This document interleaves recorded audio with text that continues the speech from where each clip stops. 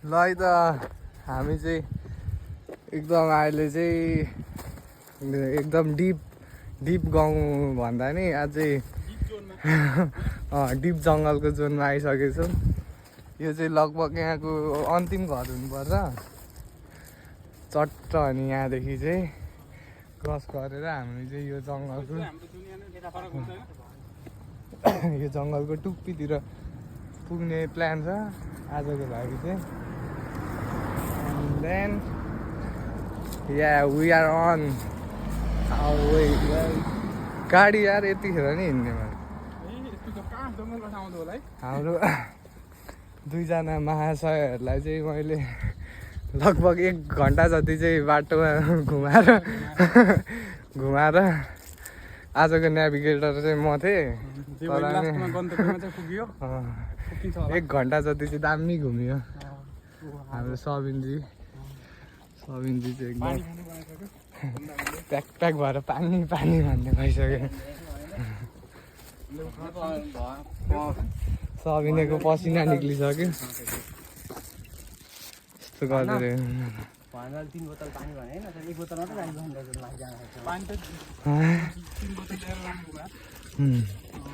पानी बोक्नुको लागि नि अनि जिगर चाहिन्छ नि त। जिगर फेरि केटाहरूको खै देखाइदेऊ न, बाइसेप देखाउ न। ओहेमा पानी बोकेर हेर न भएनको त चेस्ट चेस्ट हेर न उहाँको। ओए चस्मा मेरो त छैन, मैले त रक्सी मात्रै बोकेको छु।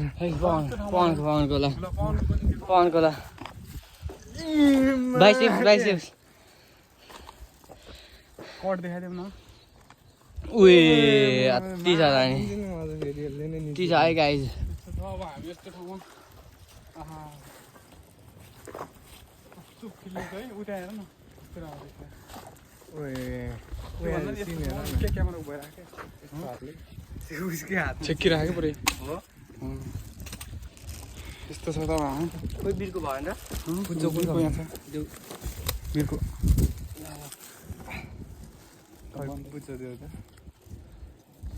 लगाउँ। यस्तो छ जे होस् जे भए पनि रमाइलो भइरहेको होइन। माटोको नेपालको घर दाउरा दाउरा राख्ने ठाउँ। आहा कस्तो उता उयो याद आयो।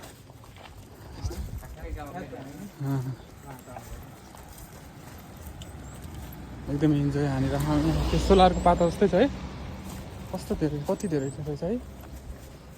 यस्तो कति राम्रो ठाउँ यार है, जङ्गल यहाँनिर है टक्क है त। माथि पनि घाम दिन ल अब है साथीहरू यहाँ चाहिँ चट्ट लाएर हाम्रो माथि पनि देखेर लालसाल पाक्दैछ है। यो चाहिँ हाम्रो पर्क हो अनि अर्को चाहिँ सुँगुर निकालिदेऊ न।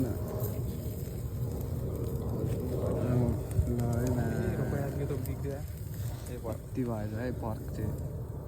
हामी चाहिँ एकदम डिप फरेस्ट भित्र छौँ। हाम्रो वासस्थान चाहिँ यता हो, टेन्टमा चट्ट लाएर बस्ने हो यहाँनिर। ल यतिको चाहिँ होस् है। कत्रो नाक दबाएको एकछिन भएकै छैन त्यत्रो ल यतिको चाहिँ होस् है। राति जङ्गलको बिचमा सिकानसम्म पुस्दिने साथी होस् थियो कि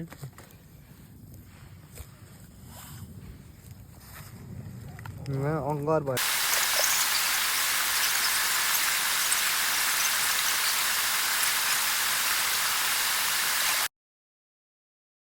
जङ्गलमा